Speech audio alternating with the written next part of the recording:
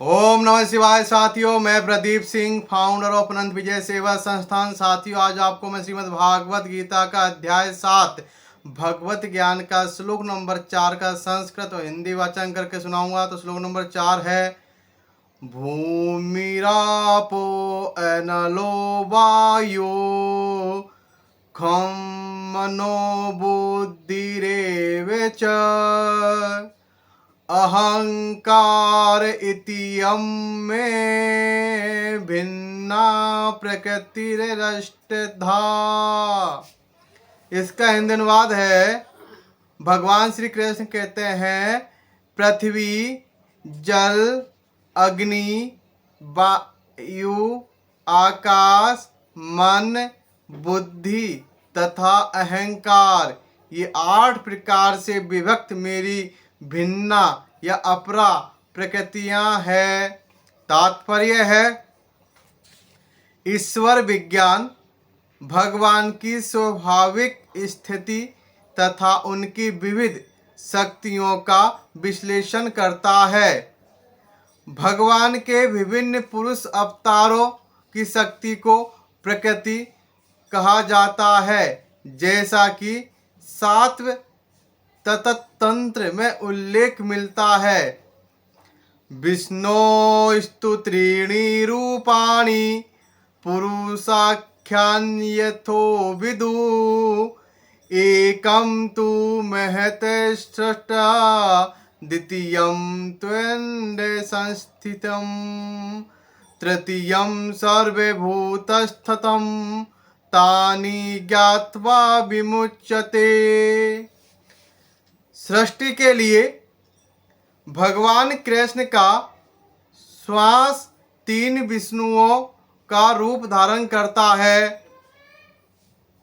पहले महाविष्णु है जो संपूर्ण भौतिक शक्ति महतत्व को उत्पन्न करते हैं।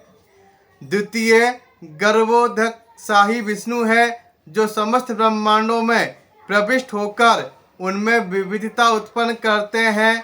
तृतीय क्षीरोदकशाही विष्णु है जो समस्त ब्रह्मांडों में सर्वव्यापी परमात्मा के रूप में फैले हुए हैं और परमात्मा कहलाते हैं।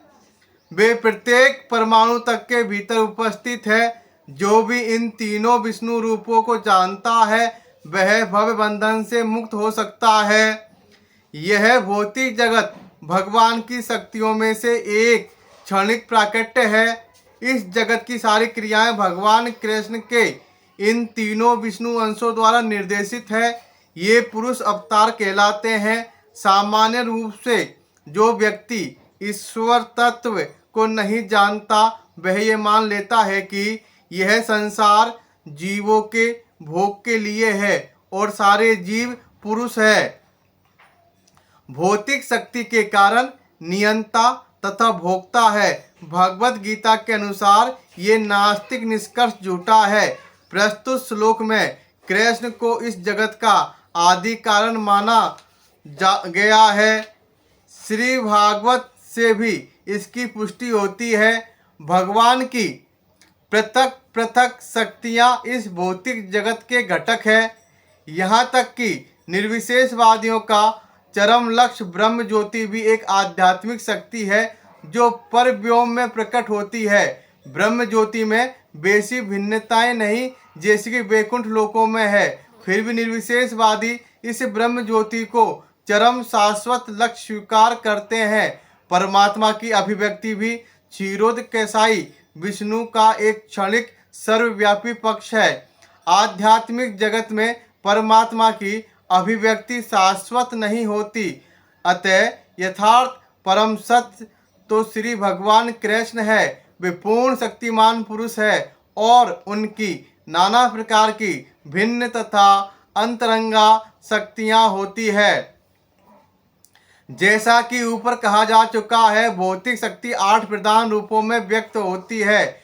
इनमें से प्रथम 5 पृथ्वी, जल, अग्नि, वायु तथा आकाश स्थूल अथवा विराट सृष्टियां कहलाती है, जिनमें 5 इंद्रिय विषय जिनमें नाम है, शब्द, स्पर्श, रूप, रस तथा गंध सम्मिलित रहते हैं। भौतिक विज्ञान में ये ही 10 तत्व है, किंतु अन्य 3 तत्वों को, जिनके नाम मन, बुद्धि तथा अहंकार है, भौतिकवादी, भौतिकतावादी उपेक्षित रखते हैं। दार्शनिक भी जो मानसिक कार्यकलापों से संबंध रखते हैं पूर्ण ज्ञानी नहीं है, क्योंकि वे परम उद्गम कृष्ण को नहीं जानते। मिथ्या अहंकार, मैं हूँ तथा ये मेरा है, जो कि संसार का मूल कारण है।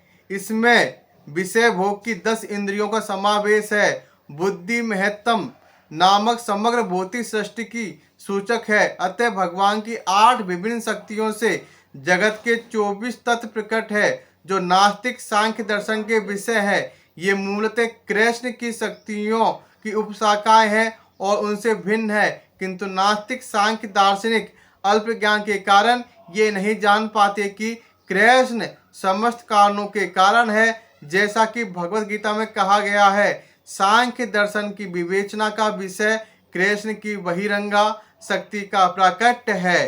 तो श्लोक नंबर 4 का संस्कृत और हिंदी वाचन यह है। कल फिर मिलेंगे श्लोक नंबर 5 के साथ। ओम नमः शिवाय साथियों, धन्यवाद।